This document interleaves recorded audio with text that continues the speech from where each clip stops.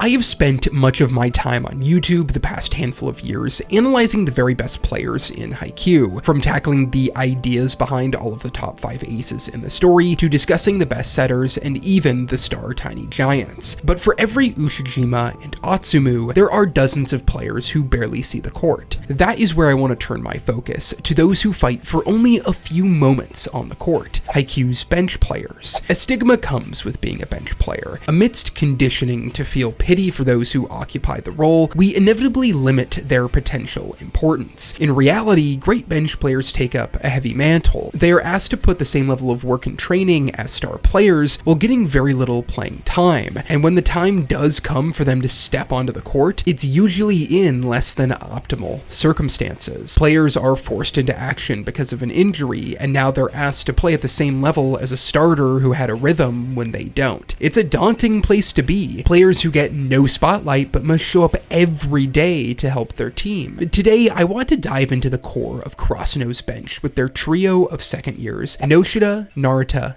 and Kinoshita. They are the self-proclaimed ungrateful second years. In their first year, all 3 of them stopped practicing to avoid the difficult training sessions. Despite this, I think the 3 of them are kind of the unsung heroes of Karasuno. They add critical depth to the team and leave their mark in the most unexpected of ways throughout the story. The second year backups highlight a key experience, the feeling of not having enough talent. Early in the story, we learn why they call themselves the ungrateful second years, as the previous year they took a step away from the game. Old coach Yukai's brief return to Karasuno brought grueling practices. The type of commitment required to stay with the team felt too steep a price for a group of players who wouldn't get playing time on a mediocre team. For the trio, it took the fun out of volleyball, so they ran. When we face something difficult, especially without a clear reward, the choice to look for something different makes instinctual sense. It's hard to show up and practice every day, put your body on the line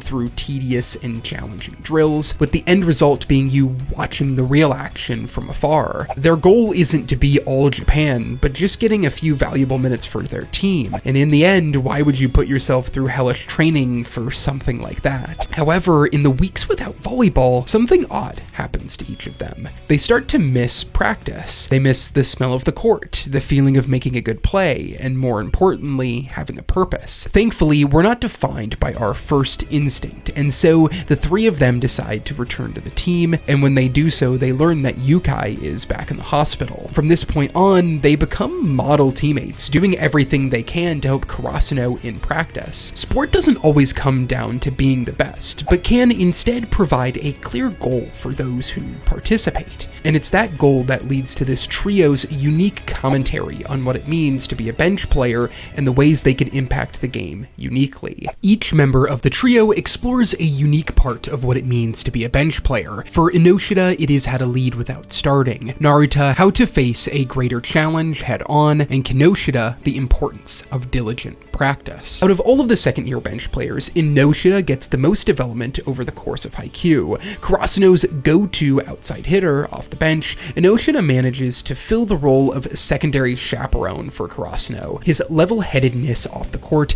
keeps the wild second year starters, Tanaka and Noya, in check. Ennoshita ensures Karasuno has a strong mental backbone, filling in the leadership gaps that the third years miss. A crucial voice for the team who can also back it up with some timely play on the court. He gets his time to shine in this match against Wakutani, after Daiichi meets his end. Ennoshita starts out with a weak serve and fails to receive on the other end. All of the pressure is on him replacing Daiichi, the most stable part of Karasuno. Not an easy task for a person who feels like they've ran away from the game.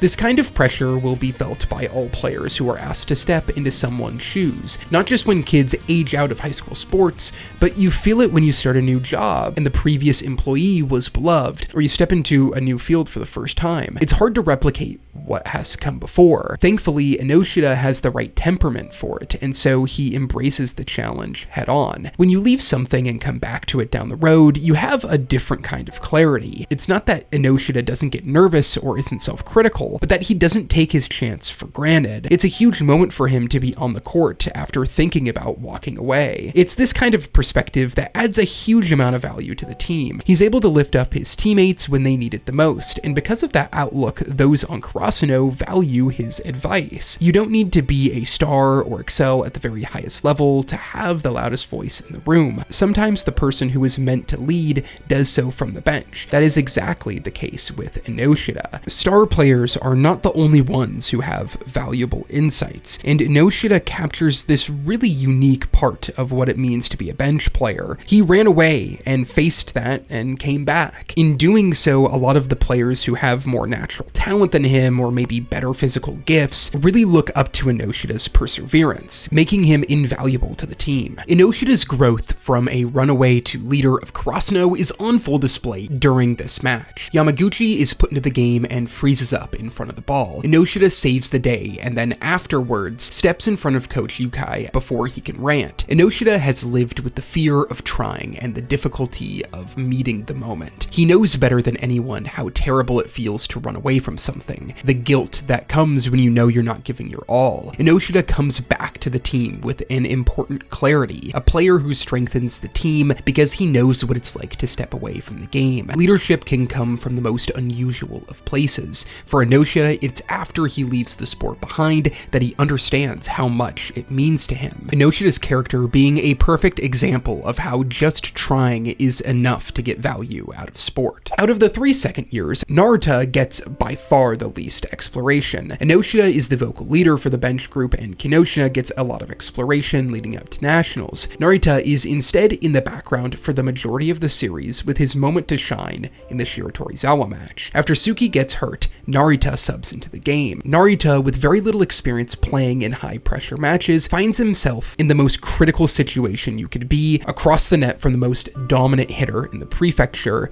in Ushijima. When he enters the court, his nerves are obvious, but he perseveres. He doesn't make any standout plays, he doesn't put too much pressure on Ushijima or score a bunch of points, but he doesn't falter. He's no great liability for Karasuno, and in the end, that's all they need. Narita holds his own and gives his all when called upon. When he leaves the court, Karasuno still in the game, it comes with a huge sigh of relief. Narita was put into a situation greater than his skill, but his commitment to trying is all the team needs. Narita's role in Haikyuu's story is minimal, even for a bench player on the protagonist's team. But there is something I find so inspiring about his time playing against Shiratorizawa. We don't know when our time will come, and even more so, there will be moments where we're asked to do things outside of our comfort zone. When we are sitting face to face with a situation that is unfamiliar or daunting, all we can do is put one foot in front of the other and keep trying.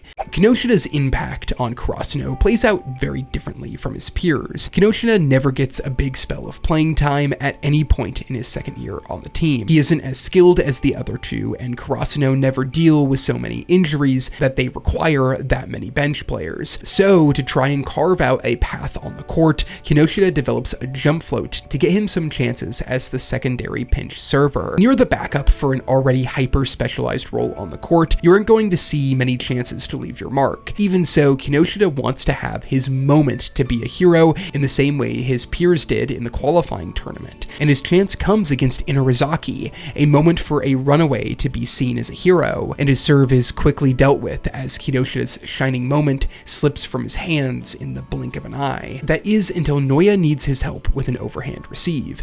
Kinoshita didn't get to make his impact on the court in his second year, but he's able to do so on the sideline and through practice. In a moment of poignancy, Noya steps up to make an overhanded receive, all from the help of Kinoshita. The second years left practice because it was too hard and the reward didn't hold enough for their talent, but all of the hours Kinoshita put into perfecting his serve, it helped with Noya when he was on the court. Kinoshita leaves an impact specifically because of his work ethic in the build-up to the tournament. It is easy to overlook the bench player. We view them as bodies to fill in during an injury and a small part of the team. But to look at one piece of the whole in that limited context undermines the potential impact a bench player can have. Ennoshita is crucial to keeping the second starters in line, his calm demeanor and wide perspective helping everyone focus. Kinoshita raises the skill of his team by practicing alongside the best players day in and day out, so he learned Noya's skills and habits better than even the coaches others could, allowing to help him in a critical moment. For Narita, he puts his body on the line and embraces the stress of playing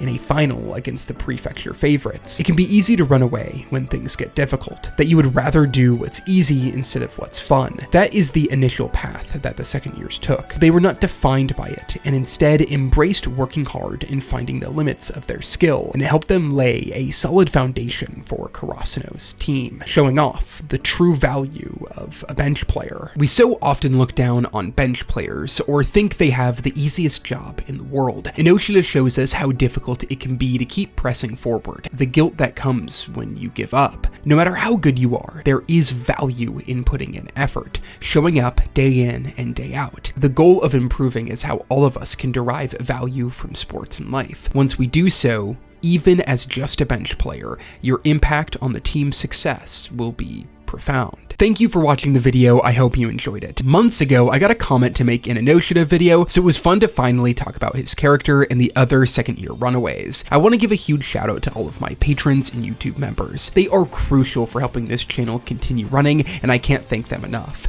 If you pledge, you get access to the Anti-Essays Discord server where I host monthly anime watch-alongs, your name at the end of every video, and exclusive Patreon posts. Thank you again for watching, and I hope to see you in the next one.